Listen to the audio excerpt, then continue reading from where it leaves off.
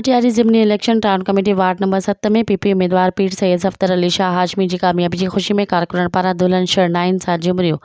Matiari ward number 7 ते थींदड़ ज़िमनी election Pakistan peoples party जे सैयद पीर Safdar Shah Hashmi 469 vote खणी कामयाब थी वियो, जॾहिं त संदसि मुक़ाबले में जमीयत उलमा इस्लाम जे उम्मीदवार ग़ुलाम रसूल मेमण 426 वोट खणी ॿिए नंबर ते रहियो। गैर सरकारी नतीजनि मूजिबि मटियारी टाउन कमेटी जे वार्ड नंबर 7 ते पाकिस्तान पीपल्स पार्टी जो उम्मीदवार सैयद सफ़दर शाह हाशमी खटे वियो ऐं लेडीज़ ब्लॉकनि मां पीपी उम्मीदवार वोट कया। 211 ऐं JUI जे उम्मीदवारनि 140 वोट खणी सघियो। मर्द ब्लॉकनि मां पीपी उम्मीदवार 469 वोट खणी कामयाब ऐं JUI जो ग़ुलाम रसूल मेमण 426 वोट खणी सघियो। मटियारी टाउन कमेटी जे वार्ड नंबर 7 ते इलेक्शन दौरान पोलिंग स्टेशन जे ॿाहिरां पाकिस्तान पीपल्स पार्टी जमीयत उलमा इस्लाम जे कारकुननि में झेड़ो थियो। कारकुन पाण में हाथापाईअ बैदि हिक ॿिए ते लतुनि ऐं मुकनि जो वसकारो लाहे ॾिनो।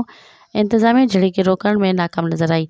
सीनियर कारकुननि विच में पई झेड़े खे टारियो। टाउन कमेटी मटियारी वार्ड 7 ते थींदड़ ज़िमनी इलेक्शन दौरान इंतहाई हसास सूरत-हाल रही। सिक्योरिटी इंतज़ाम गैर यकीनी बणियल रहिया। मज़ीद ख़बरनि ऐं तफ़सीलात लाइ विज़िट कयो असांजी वेबसाइट www.awamiNewsHD.com ऐं ॾिसंदा रहो अवामी न्यूज़ HD।